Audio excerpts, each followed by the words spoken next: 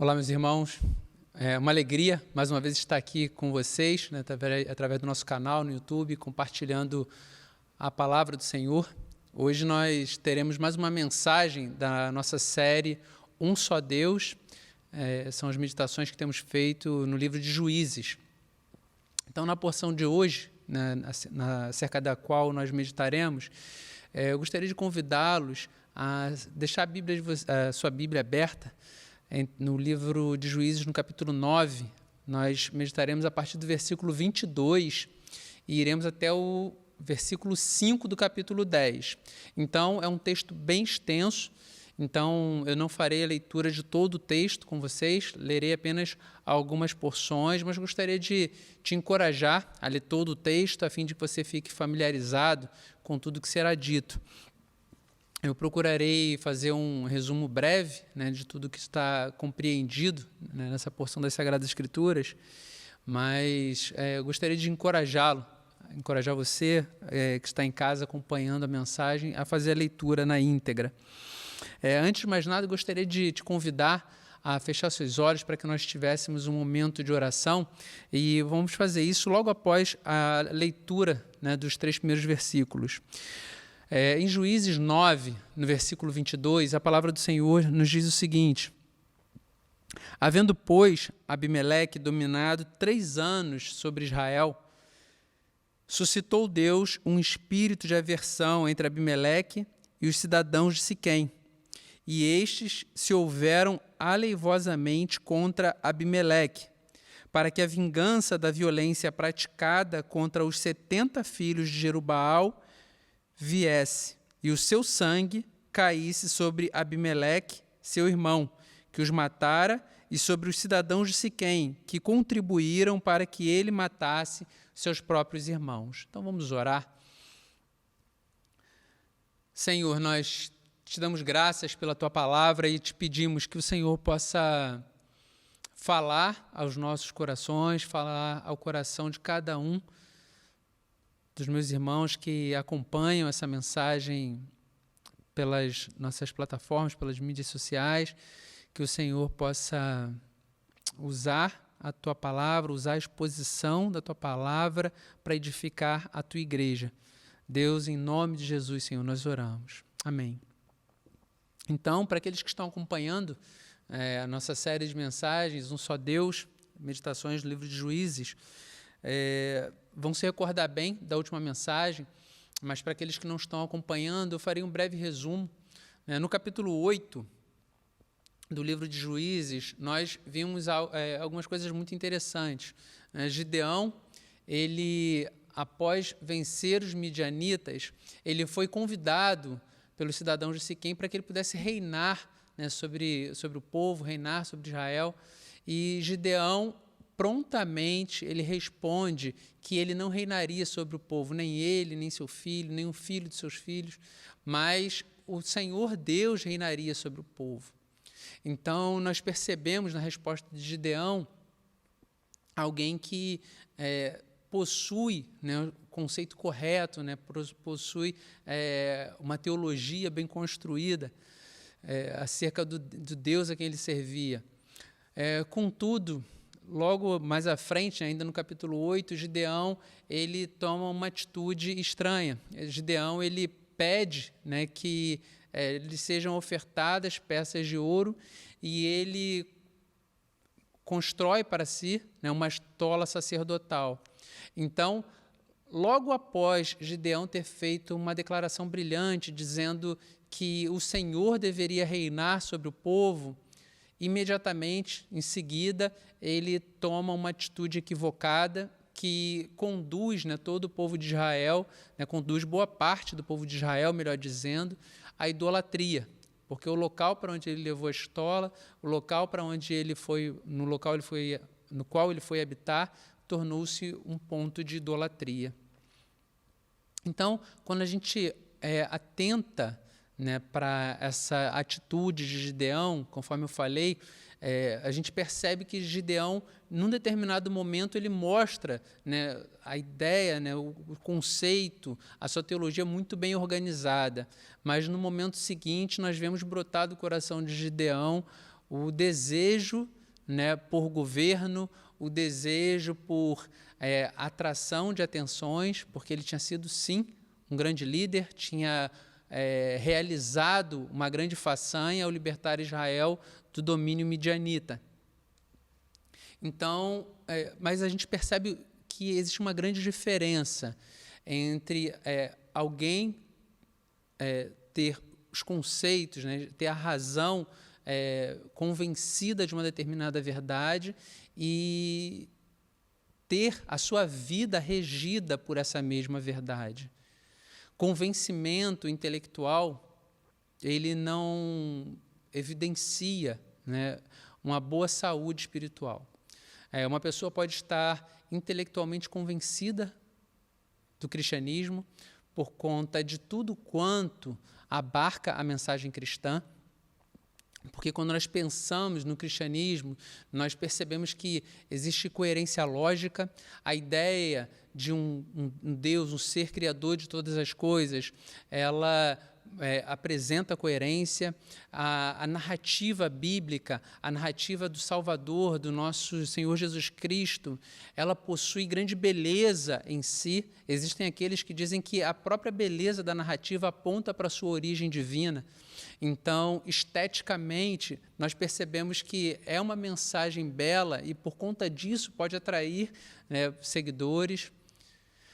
Os princípios morais que têm como implicações, são desdobramentos, né, de um coração convertido, não que seja uma razão, não que seja um fim em si mesmo, mas esses desdobramentos, né, as implicações morais de um coração convertido também são desejáveis, né, mesmo aqueles que não professam Cristo como Senhor, como Salvador, ao observarem a vida de um crente fiel, alguém que tem um coração convertido, haverá de reconhecer que está diante de alguém íntegro, alguém que pode muito bem servir de referência para outros. Então, os valores morais do cristianismo podem sim atrair muitas pessoas, podem se tornar desejáveis.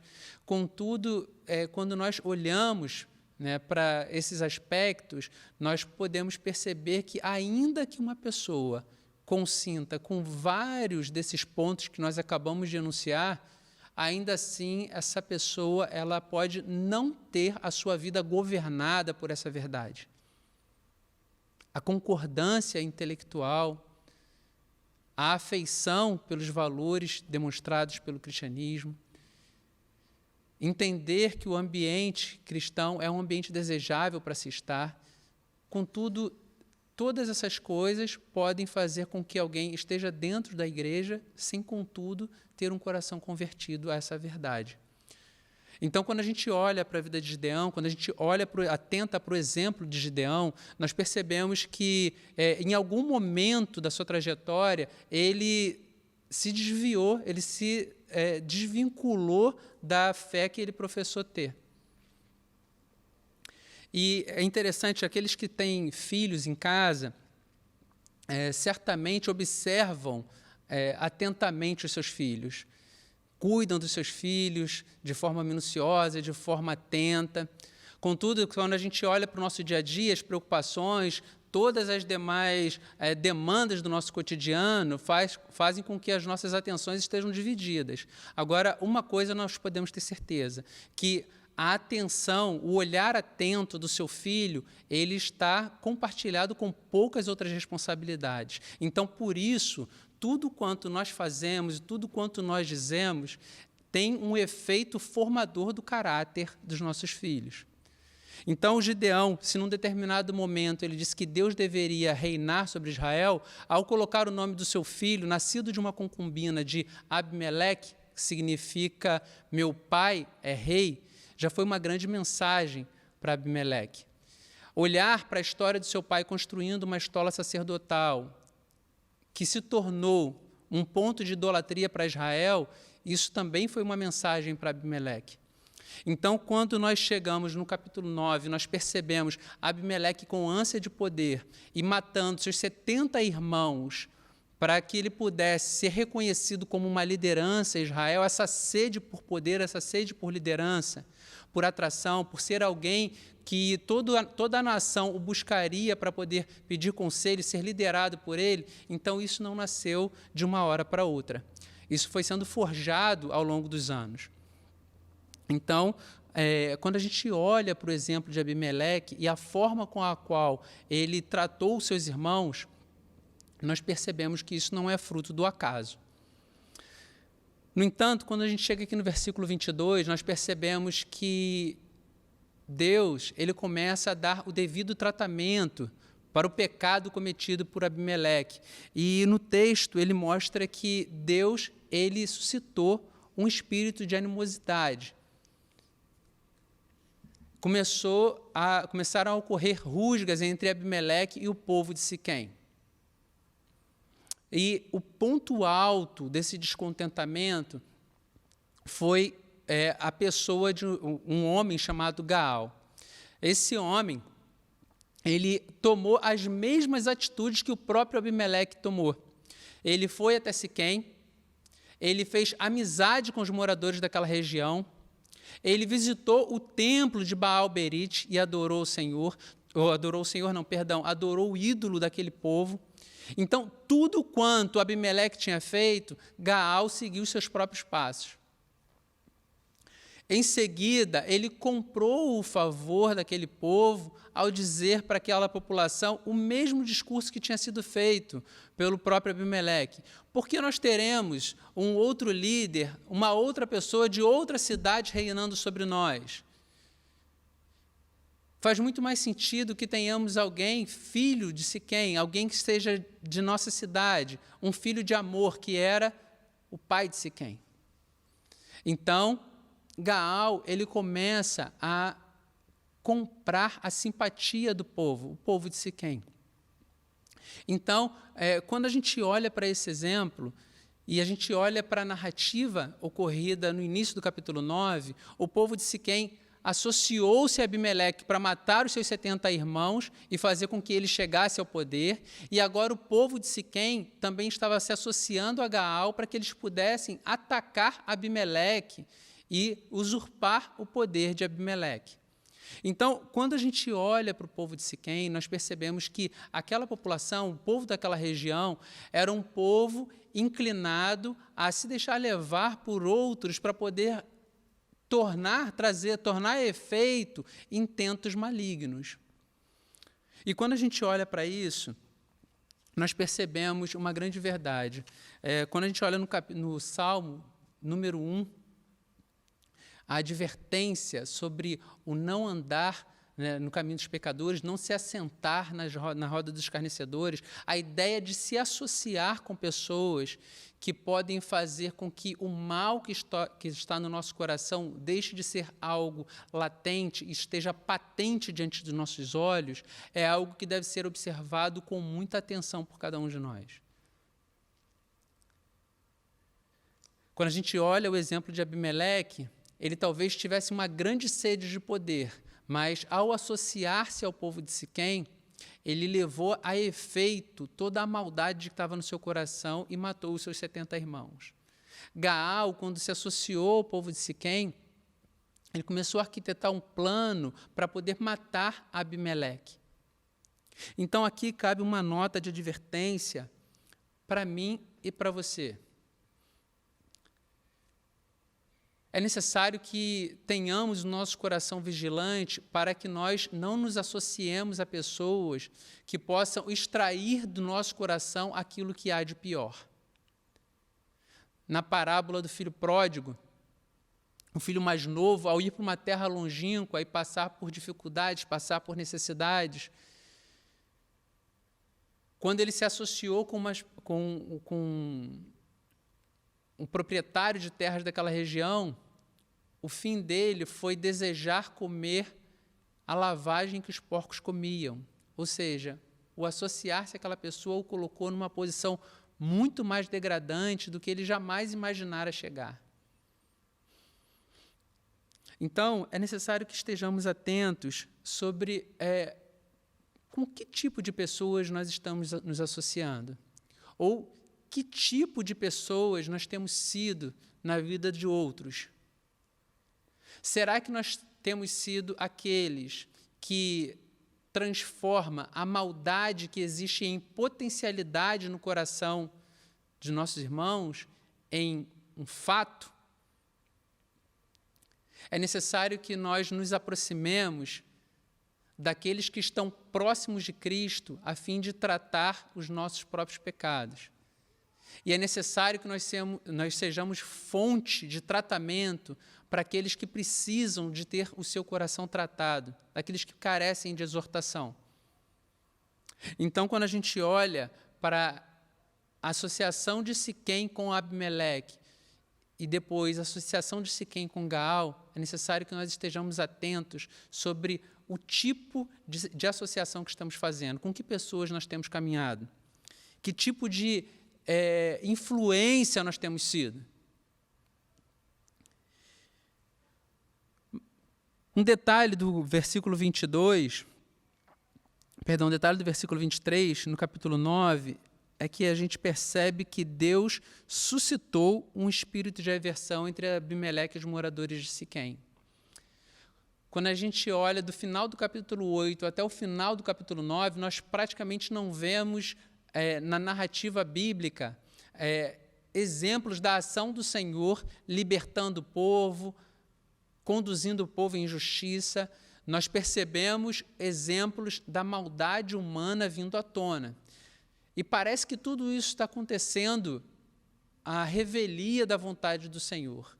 Mas quando a gente olha esse pequeno versículo que diz que o Senhor suscitou um espírito, no versículo 23, um espírito de aversão entre Abimeleque e os moradores de Siquém. O próprio Deus, ele cuidou da maldade praticada por Abimeleque e começou a preparar o juízo para essa mesma maldade. Em Provérbios, no versículo 16, a palavra do Senhor diz que o Senhor faz todas as coisas com um propósito, até os ímpios para o dia do castigo. Então, o próprio Deus, ao abandonar Abimeleque e o povo de Siquém, a maldade do seu próprio coração, isso foi a manifestação do juízo do Senhor. Porque quando a gente olha para essa história e percebe o Abimeleque reinando por 3 anos, Jotão, seu irmão mais novo, que tinha conseguido escapar, olhando para Abimeleque reinando sobre o povo, ostentando a liderança de Israel, apesar de ter praticado a maldade que praticou, certamente isso trouxe muito descontentamento ao coração de Jotão. Devem ter sido 3 longos anos, ter que conviver com a liderança, perceber a liderança de Abimeleque em Israel, sabendo da maldade que ele havia praticado. Existem maldades e maldades tais que, por vezes, trazem tanto desconforto ao nosso coração, que nós olhamos para os céus e nos perguntamos: Senhor, o Senhor não está percebendo o tamanho dessa injustiça? Certa vez, um amigo muito querido, que foi alvo de uma calúnia muito descabida, ele ficou muito triste com o que tinha ocorrido, e muitas pessoas que estavam próximas e tomaram conhecimento do fato e sabiam que se tratava de uma calúnia, se indignaram de uma forma muito contundente contra o caluniador. No entanto, esse meu amigo, um crente muito fiel, ele, apesar de ter ficado muito triste com o acontecido, eu lembro como se fosse hoje ele dizendo: o Senhor Jesus Cristo é o meu advogado. Então, um grande sinal de maturidade que eu guardei no meu coração, a certeza de que não há nada que passe despercebido aos olhos do Senhor. Então, aqueles 3 anos de governo de Abimeleque, eles não passaram despercebidos aos olhos do Senhor, ainda que provavelmente Jotão tenha ficado bastante desconfortável nesse período. Contudo, quando a gente olha aqui no versículo 22 e 23, a gente percebe Deus entregando Siquém e Abimeleque à sua própria maldade. E começa a ser semeado, ser cultivado um sentimento ali de inimizade. Os cidadãos de Siquém começam a se preparar em emboscadas, assaltando todos os comerciantes que passam pela região, pessoas que passavam pela localidade. Então, certamente, Abimeleque estava sentindo o impacto financeiro dessa atitude dos moradores de Siquém, pois, certamente, aqueles comerciantes já não pagavam mais os tributos por passarem naquele lugar. E, por fim, o próprio Gaal se levanta como um adversário, incitando o povo a se levantar contra Abimeleque. Então, nós percebemos todo um ódio crescendo simplesmente como resultado da própria maldade habitando no coração daqueles cidadãos daquela cidade. E quando a gente olha para isso, para tudo que acontece, quando a gente olha para o confronto de Gaal e Abimeleque, quando a gente olha para a forma como Abimeleque trata o povo, perseguindo o povo, matando todos de forma cruel. Num episódio registrado no capítulo 9, o povo tenta se abrigar na torre, que seria uma torre do templo de Baal-Berite, talvez considerando que Abimeleque tivesse temor de atacá-los dentro do templo. Contudo, a maldade de Abimeleque, ela está tão aguçada que Abimeleque ele junta madeiras e convoca todos os seus soldados a fazerem a mesma coisa, incendeia a torre e mata 1000 pessoas dentro da torre. Então, quando a gente olha para isso, a gente percebe Deus emitindo juízo sobre os cidadãos de Siquém que foram cúmplices de Abimeleque no assassinato dos seus irmãos. Olhar para um evento como esse nos mostra que o nosso Deus, o Deus cristão, ele prometeu nas Sagradas Escrituras que haverá um dia em que todo o mundo enfrentará o seu juízo. Todos estarão diante do tribunal, uns para a salvação e outros para a perdição eterna. Entretanto, quando a gente olha para as Sagradas Escrituras também, nós percebemos que esse mesmo Deus, por vezes, ele pode visitar seres humanos com juízo ainda nesse presente tempo. E é isso que acontece com o povo de Siquém.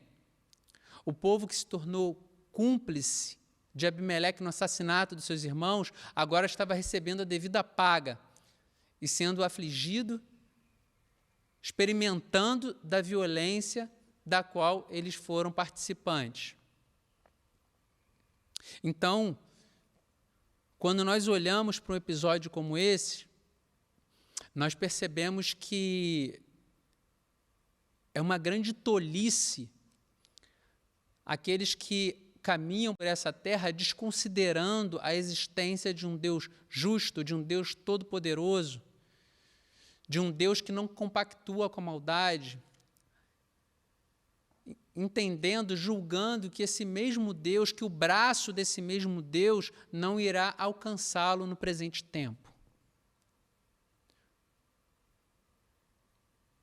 Talvez pelo fato de nós não termos alguém inspirado no nosso meio para poder declarar o juízo de Deus com exatidão, quando nós olhamos para as Sagradas Escrituras, para esse episódio do livro de Juízes, nós percebemos o escritor sagrado levantando a cortina da história e nos permitindo ver o que estava por trás de todos aqueles acontecimentos. O ataque de Abimeleque ao povo de Siquém não foi algo feito ao acaso, mas Abimeleque estava sendo instrumento do juízo de Deus sobre o povo de Siquém. Abimeleque mata todas as pessoas que estavam ali naquela torre, persegue todos os cidadãos de Siquém que estavam no campo. Em seguida, ele vai até a outra torre. Só que, nesse momento, uma mulher pega uma pedra de moinho e atira na cabeça de Abimeleque e quebra o crânio de Abimeleque.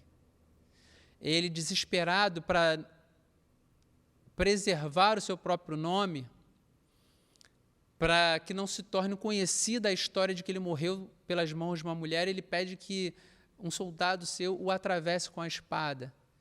Mas o fato já estava consumado. A história que chega até a gente é que uma mulher matou Abimeleque. Então, se ele foi instrumento de juízo nas mãos do Senhor para poder castigar a maldade do povo de Siquém, o povo de Siquém também foi instrumento de juízo nas mãos do Senhor para poder castigar Abimeleque. Então, quando nós atentamos para esses aspectos da narrativa bíblica, nós vemos que não existe lugar onde a mão do Senhor não possa alcançar o ímpio. Não existe lugar onde possa se esconder da justiça do Senhor. É uma grande tolice aqueles que pecam acreditando que podem passar de largo da justiça do Senhor, das mãos do Senhor. Acreditando que será de menor gravidade o fato de comparecerem diante do tribunal somente depois do túmulo. Mas quando a gente olha para as Sagradas Escrituras, para essa narrativa contida aqui no capítulo 9 de Juízes, nós percebemos que Deus ele pode tratar, sim, com juízo no presente tempo, na presente existência. Então, eventos como esse devem trazer temor ao meu e ao seu coração. É necessário que nós passemos a nossa vida em revista e façamos uma análise coerente, sincera, honesta, da forma como nós temos nos relacionados com o nosso Deus. Será que nós temos estado no grupo daqueles que possuem apenas o convencimento intelectual, que vem apenas coerência na narrativa bíblica, que entendem que o discurso bíblico, que o discurso evangélico é um discurso belo, é um discurso coerente, é um discurso que possui valor estético, mas que não tem nenhuma ingerência sobre a minha vida a ponto de eu conduzir a minha história, fazer aquilo que eu bem entendo, a ponto de eu ser um cínico da fé. Então, quando a gente olha para narrativas como essa, é importante que nós entendamos que o Senhor Deus, o Pai do nosso Senhor Jesus Cristo, é um Deus misericordioso, é um Deus bondoso, é um Deus amoroso, mas também é um Deus vingador. É um Deus que não tomará por inocente o culpado.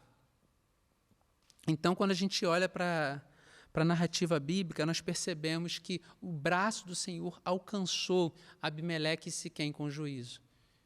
E quando a gente vê o versículo 56 do capítulo 9, o resumo de tudo o que tinha acontecido aponta isso de forma muito clara. Peço que você acompanhe no capítulo 9, versículo 56, diz o seguinte: assim Deus fez tornar sobre Abimeleque o mal que fizera a seu pai por ter aquele matado seus 70 irmãos. De igual modo, todo o mal dos homens de Siquém, Deus fez cair sobre a cabeça deles. Assim veio sobre eles a maldição de Jotão, filho de Jerubaal, que é Gideão. Então, o resumo de todos esses acontecimentos, feito pelo escritor sagrado, é a certeza de que todas aquelas mortes, todo aquele conflito, tudo aquilo foi a manifestação do juízo do Senhor pela maldade de Abimeleque e o povo de Siquém. Quando nós chegamos no capítulo 10, é interessante que nós não vemos uma nota de arrependimento do povo de Israel. No capítulo 10, no versículo de 1 a 5, eu farei a leitura e peço que você acompanhe comigo. Aqui existe a introdução de 2 novos juízes na história de Israel. A palavra do Senhor diz o seguinte: depois de Abimeleque se levantou para livrar Israel, Tola, filho de Puá, filho de Dodô, homem de Sacar, e habitava em Samir, na região montanhosa de Efraim. Julgou a Israel 23 anos, e morreu e foi sepultado em Samir. Depois dele se levantou Jair, gileadita, e julgou Israel 22 anos. Tinha este 30 filhos que cavalgavam em 30 jumentos, e tinham 30 cidades, a que chamavam Avote-Jair, até o dia de hoje, as quais estão na terra de Gileade. Morreu Jair e foi sepultado em Camon. Então, quando a gente olha para esses 5 primeiros versículos do capítulo 10, nós percebemos que houve quase meio século de paz após a morte de Abimeleque. Isso aconteceu debaixo da liderança de Tola e de Jair. Nos juízes anteriores, nós percebemos uma dinâmica que é recorrente, que é a opressão de povos inimigos e Deus suscitando um juiz para livrá-los. Aqui nesses 5 versículos do capítulo 10, nós não conseguimos identificar inimigos, não conseguimos identificar opressores. Nós também não conseguimos identificar discurso de arrependimento do povo de Israel, a exemplo do que acontece nos capítulos anteriores, em que o povo peca, faz aquilo que é mal aos olhos do Senhor, se arrepende e Deus envia um juiz, um libertador. Tola e Jair são juízes que são enviados pelo Senhor sem que o povo clame, sem que o povo espere, sem que o povo manifeste arrependimento e sem que haja um inimigo declarado. Então, se estes juízes conduziram o povo em paz, o que deixa muito claro esses 5 primeiros versículos do capítulo 10 é que, ainda que não houvesse uma nação inimiga declarada contra Israel, havia a necessidade de um juiz, porque nós somos inimigos de nós mesmos.